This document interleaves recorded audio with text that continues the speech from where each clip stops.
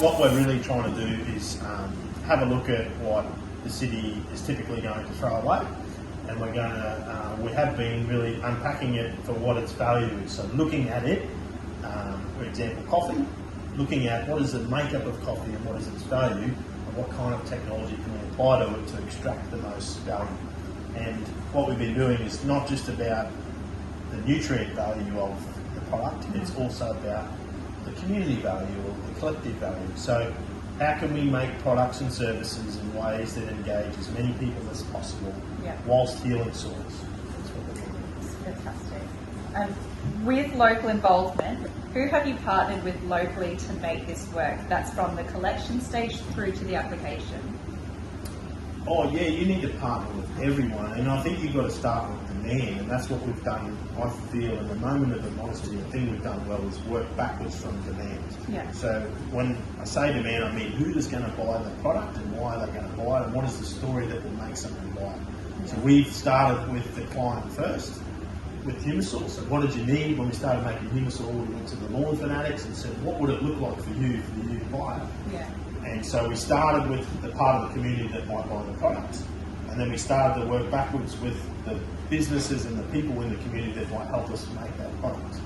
So we've been to printers, we've been to marketers, we've been to people who make electrical equipment, people who fix things, old engineers, people who drive trucks. So we have genuinely had to involve as many people as we can to get this forward. Multiple industry input. Yeah. I would say more than 30 businesses would be engaged to make a simple, basic Humusol pile, and all of those local.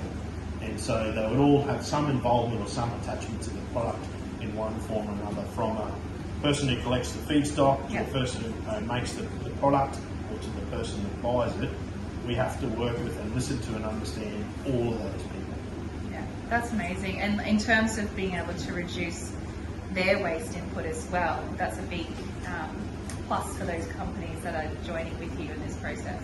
Yeah, and it's a plus for the person at home. So people want to be involved in making a difference or doing the right thing. So, they're desperate for a way to feel like they're involved in it. And the kids are telling us this every day. So, whatever you can do to be better, whether it just be to give us some coffee grounds or a coffee pod, or put your banana peel over there instead of there, or know that your green waste goes here instead of the dump. All of those things are just things that might make someone feel a little bit better about their involvement on the planet. Yeah. It's amazing. In your view, how is this helping to build a stronger local circular economy? It's because it's working because it's people and place first. Yeah. So what's beautiful about VRM's technology is it always puts the person and the place first. It's agnostic to location. It's used all over the world. But the thing that's beautiful about it is it's used by people all over the world. And people with good intent using products like VRM products make magical things happen. So that form of connection where everyone's getting a chance to be a part of this process. Yeah, people first. That's like the most important thing is people are going to do circular economy, not technologies, not products, not something or some design. Yeah. People do circular economy. Yeah. In terms of feedback, how have from the local community or local council about this initiative? What have you been getting in terms of that feedback? A really big disconnect between government and policy and what the community wants and needs and is behind. So we get wonderful support for the mum and dad person or the kids at home. We get really great cheerleading even from people all over the community, but there is a very big disconnect between government policy and what we feel.